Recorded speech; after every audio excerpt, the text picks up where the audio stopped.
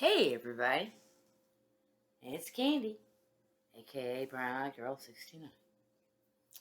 Well, as you can see, I got my hair cut again. It's been a minute, but I am on here to give y'all an update as to what's going to be happening to me over the course of the next few days and weeks to come. My biopsy came back. It was negative. It was benign, so everything's good as far as no cancer at all, no cancer detected. Everything's cool as far as that's concerned. Um, so basically, it's up to me to decide if I wanted to have the hysterectomy or not. And I'd already decided before I got the results back from the autopsy that I more than likely would go ahead and go through with it. Um, what's today? Saturday? I think it was Thursday night. I was here at home and I had a panic attack because I was watching some videos of the procedure, and one of the videos I watched was just a basic animation, and that didn't bother me. And then I watched this other video of a doctor talking, and he actually had a cadaver female reproductive system. So as he was talking and describing the different types of procedures and the different types of hysterectomies that there are, he was kind of showing you. And he also had animated photos as well. Graphs, whatever you want to call it. Then I found a video made by a woman, just an ordinary, normal person. And she basically had all the same symptoms I did. She had a fibroid. She didn't have any other issues other than what comes along with just that. She was like in her early, I think she said she was around 50, 51. Anyway, as I was watching this video, my head started to feel like it was going to explode. I started to sweat, not a lot, but I could feel it, like a hot flash was coming on. I started feeling kind of dizzy. I started feeling kind of really high, I guess is another way to describe it. I got up. I knew I needed some water, so I got up to go pour me some water. I didn't even have the time to do that. I started feeling sick to my stomach. I didn't know if I was going to pass out completely or not, so I turned off my computer, all in this state of dizziness and feeling bad. And I started sweating more. I grabbed my phone, went and laid down, and immediately called my daughter. She came over and sat with me for a good hour or so until I started feeling better.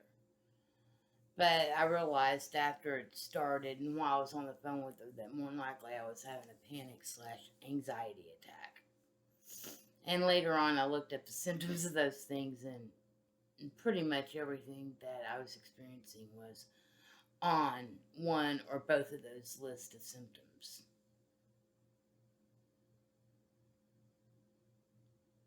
But I am having the surgery on April 10th, which is this Thursday coming up. I'm working tomorrow, Sunday. I'm working Monday. Tuesday, I'm supposed to work, but I also have a pre-op appointment, I believe, in the afternoon. So I might just work a short day that day and then go to my pre-op get all that information out of the way. Whatever they have to do. They'll probably give me all the procedures and rundowns and where I need to go, etc., etc. And then on the day of the surgery, my daughter is going to drive me up there.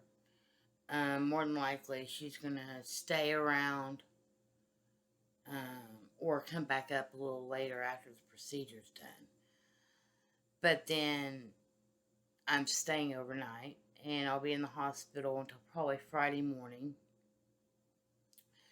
And then my daughter is going to pick me up to bring me home. I did stress to my daughter that my biggest fear isn't making it through the procedure or not. The biggest fear that I've got is coming home and not having anybody to take care of me. In case I need somebody to help take care of me, you know. Because I don't know exactly how I'm going to feel, you know. I know from what I've heard that the first probably 7 to 10 days is the most difficult. My abdomen is going to be very sore. My lower extremities are going to be sore. I'm probably going to feel weak. I know I'm going to be having pain in my body due to the fact that they're going to be injecting a gas into my abdomen to inflate it so they can get to my organs better.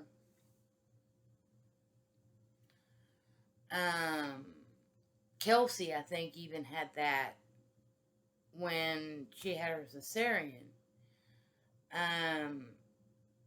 And she talked about having shoulder pain.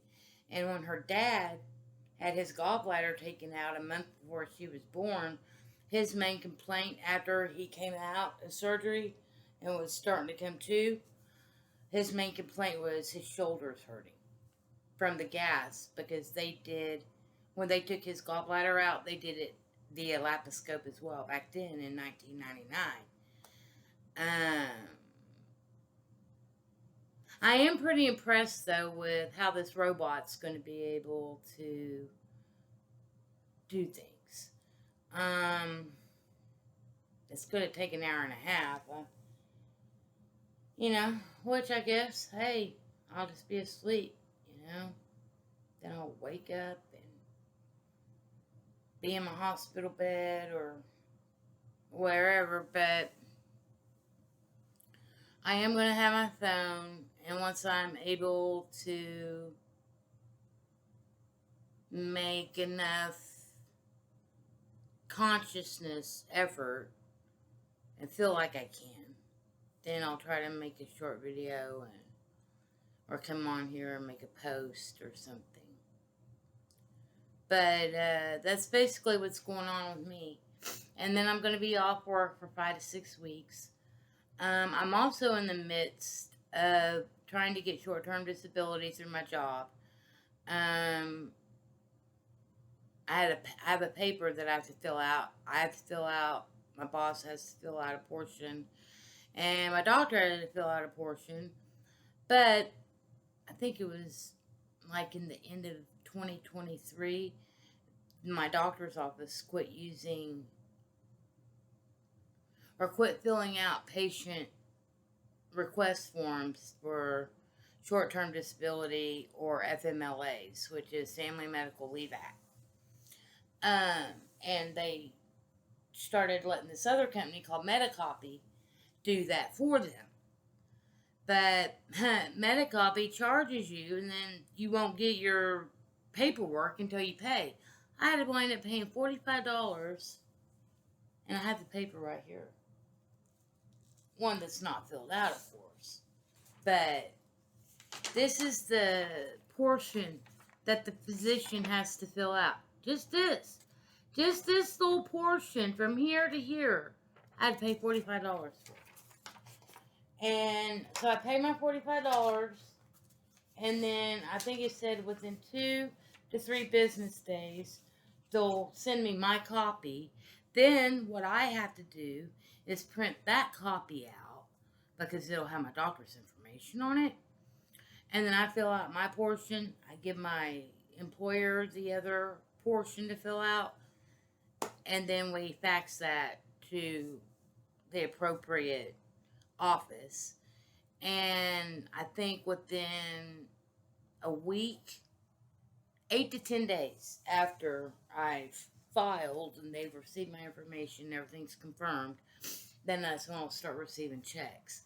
And I'll receive a weekly check, short-term disability, but I think the max that you can receive is $200 a week.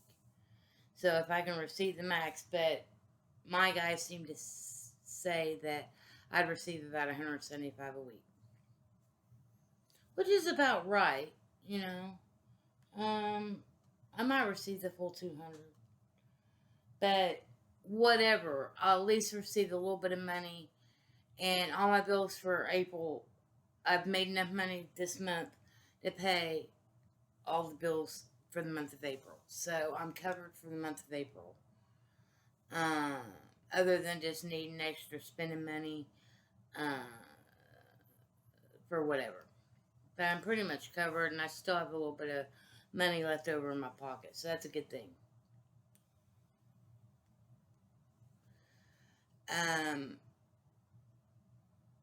I probably won't go back to work until at least mid-May to the end of May. Somewhere around that time frame. So that's going to put me off of work for a while. It's going to give me a lot of time to do things here too. It's going to give me a lot of time to do a lot of self-reflection. And to make some goals for myself after I come through what I'm going to go through. I think once I'm healed, completely healed, not just 6 weeks in, but 2-3 months out post surgery, I can start becoming more physically active. And I know my body's going to change once I have this surgery. So I think I'm going to kind of wait and just see what naturally happens, you know. But also try to put a little bit of effort and energy into help it along, so to speak. Everybody's already told me that I'm gonna be a new woman, you know? And I really hope that this is what I need to trigger me into that this stage of my life, you know, where I want to be at this point in my life. I've done a lot of hard work over the last several years, especially since Daryl's been gone. I've been doing a lot of self-reflection, a lot of self-healing, and etc., etc., and dealing with what I need to deal with.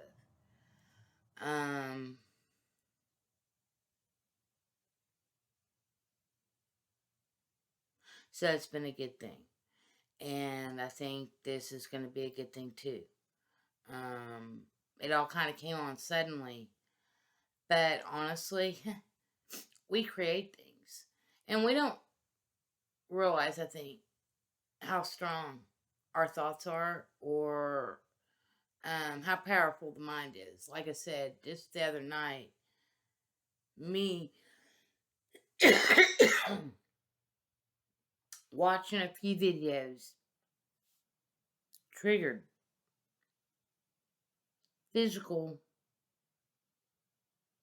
reactions to that information. I couldn't handle it. So I'm not going to watch any more videos. I'm not going to look up any more information. I'm not going to... I already have enough to know, you know, and that's all I need to know. Oh, another thing, if you notice anything different about this video, it's because I'm on my actual computer, and I think this is one of the first videos I'm making for YouTube on this computer. See what else can I say? I'm probably not going to make any more videos, unless they're little short videos, before my procedure. But like I said, as soon as I come out of my procedure and I'm cognitive and have the ability to communicate, I'll definitely be communicating with everyone to let them know how I'm feeling and how things are going, etc., etc. I appreciate everybody that's reached out and given me positive reinforcement, so to speak, giving me positive support and everything that I've said or shared about my life thus far. I appreciate those that do stick around and comment and give thumbs up, etc., etc. Even though the main point of my channel isn't to grow my channel just to monetize it or to make money off of it. See, to me, that's too much work to become a social media influencer. Why would I want all those eyes on me? Why would I want all those people judging me for what I do or what I don't do? You know, I get enough judgment from myself. Why would I want to bring judgment from others onto myself? You know, I just want to grow a channel where I have a lot of like-minded folks following me, and people that have something to say and can bring it to the table. You know, it's all about communication to me. So, however we communicate, you know. As far as me ever going and doing lives, possibly, I might. But, I'm not a big fan of lives either anymore, really. It just seems like there's a lot of... If it's utilized for the right purposes, I guess it's okay. But a lot of the circles that I seem to see and cruise around on BoobieTube streets, they're all full of drama. People that are blaming other people for their issues. People that are narcissistic, it's all about them. People that have mommy issues. People that have daddy issues. People that need a muse. People that are energy vampires, etc., etc. There's all sorts of characters in BoobieTube land. But I'm Candy, aka Brown Eyed Girl. That's all I can be. That's all I am. That's all who I'll ever be. I like to smoke pot. I like to drink coffee. And I like to try to expand my mind as much as possible.